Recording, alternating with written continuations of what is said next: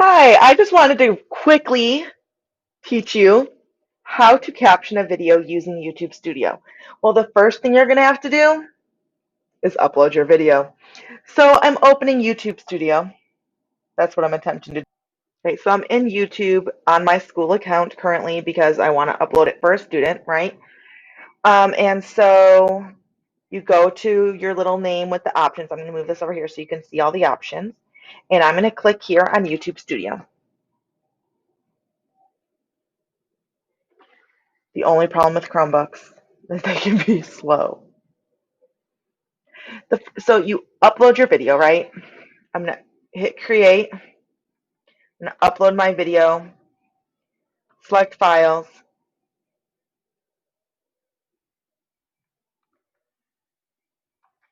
and then let it do its thing. Now, here's the thing. We need to upload the video.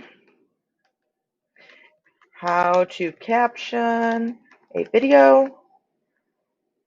Guess it's the test video, right? Test video.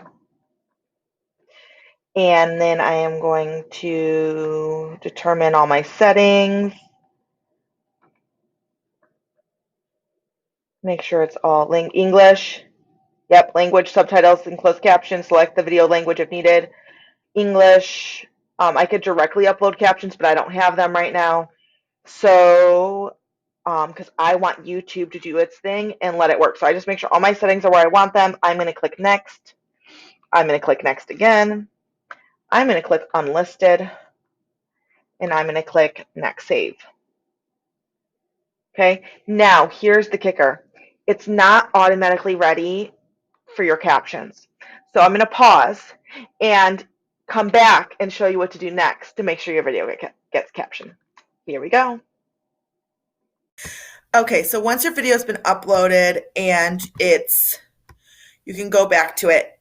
Mind you, I know you left it so it would do the automated captioning. So now let me show you. I am selecting my um my video, and I don't know how it got to comments. That's kind of odd.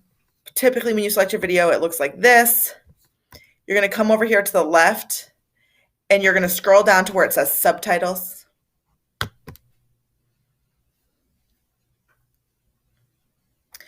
And you come over to the right where it says duplicate and edit. Click on that. And it's going to pop up in like this little window. Yep.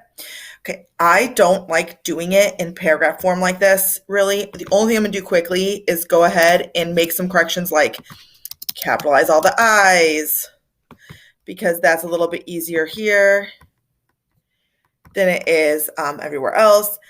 And this is a really short video. This is a 21-second video that I'm demonstrating this on. When you have a longer video, to me, the paragraphing gets a little bit more complicated. So I prefer to click assign timings. Come on.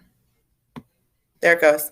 And now you can see where it is with the timings. I prefer to do it this way. And then I go ahead and I hit play.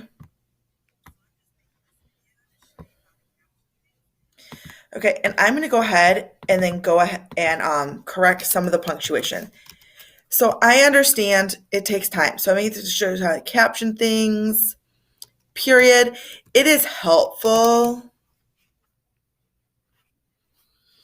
to at least note where sentences start and stop, where there's a question, because oftentimes people who are using the captions are also using it to provide like intonation information. So when we're talking and we ask a question, typically we have intonation that goes, oh, and so what do you think about that? We tend to go up, or we tend to pause for our sentences. Well, if you're just reading the captions and you're relying on the reading of the captions, that might not be clear. So it's helpful to do it. So I like to then go back. So I'm going to go back and listen again. However, at a minimum, we at least want to make sure our words are accurate. We want to make sure that it's word for word accurate at the bare minimum.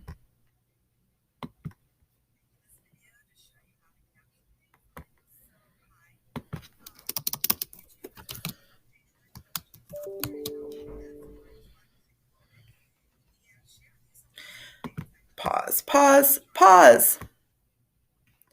Okay, captioning software and how we do that period. And you could even hit enter to do a new line and kind of make some of those. Sometimes when they get really long and complicated, it makes it harder to read. So I just wanted to take a moment and share with you some of these updates. I know this is wow, why is my screen doing that? So my screen is blinking. So if that didn't show up on the recording, that's what I was referring to. Some of these updates, and I know it's kind of a short video, but we don't really need it to be long to show you how to do this. Period. So let's get going! Exclamation point, because I think that's the end. But please note, it doesn't have to be perfect. But sometimes with voice recognition, it gets it really wrong. Like I've seen things that show swearing. I've seen things that show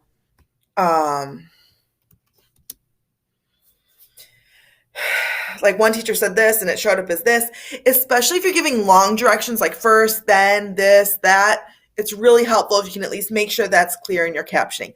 But really, that's all there is to it. Now we're going to hit publish.